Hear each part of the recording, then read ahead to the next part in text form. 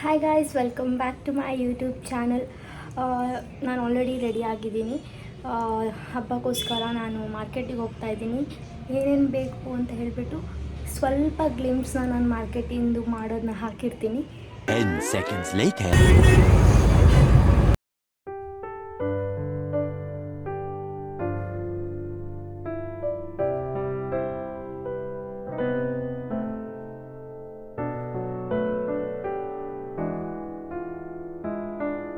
6.5 hours later.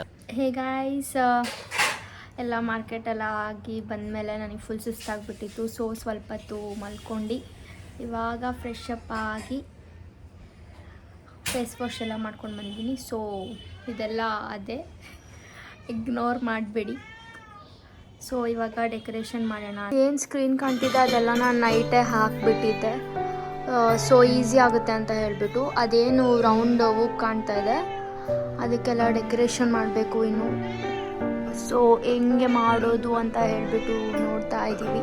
ನಾನು ಮಾರ್ಕೆಟಿಂದ ತಂದಿದ್ದು ಬರೀ 2 ಐಟಮ್ಸ್. ಯಾಕಂತಂದರೆ ಆಲ್ರೆಡಿ ನಾವು ಲಾಸ್ಟ್ ಟೈಮ್ ತೊಗೊಂಡು ಬಂದಿದ್ದೆ ತುಂಬ ಇತ್ತು.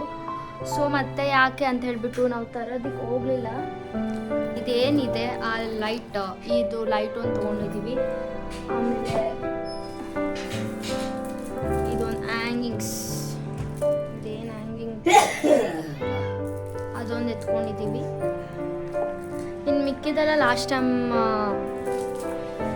ಇತ್ತು. ಗಾರ್ಲೆನ್ಸ್ ಎಲ್ಲ ಆಲ್ಮೋಸ್ಟ್ ಲಾಸ್ಟ್ ಟೈಮ್ ತೊಗೊಂಡು ಬೈ ಮಾಡಿದ್ದೇ ಇತ್ತು. ಮತ್ತೆ ಎಕ್ಸ್ಟ್ರಾ ಇನ್ವೆಸ್ಟ್ಮೆಂಟ್ ಏನು ಮಾಡೋದಕ್ಕೆ ಹೋಗಿಲ್ಲ ನಾವು.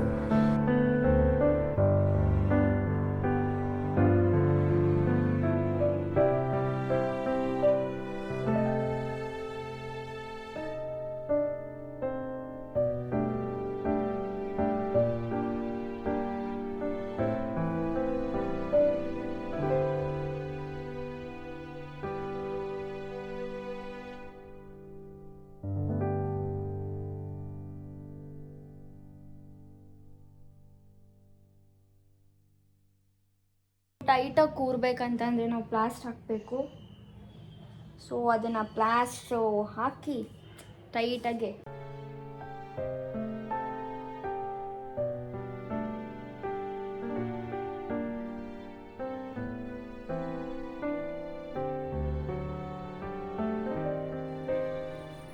ಇದು ಒಂದೊಂದೇ ಬಿಡಿಸೋದೇ ಕಷ್ಟ ಆಗ್ತಾ ಇರೋದು.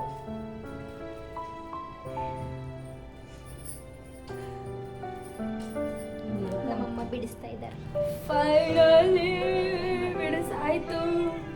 This is how it's looking. ನಾನು ಅಂದ್ಕೊಂಡಿದ್ದೆ ಇನ್ನೂ ಉದ್ದ ಬರುತ್ತೆ ಅಂತ ಹೇಳ್ಬಿಟ್ಟು, ಬಟ್ ತುಂಬ ಶಾರ್ಟ್ ಆಯಿತು ಅಂತ ಅನಿಸ್ತಾ ಇದೆ ನನಗೆ. ನೋಡುವ.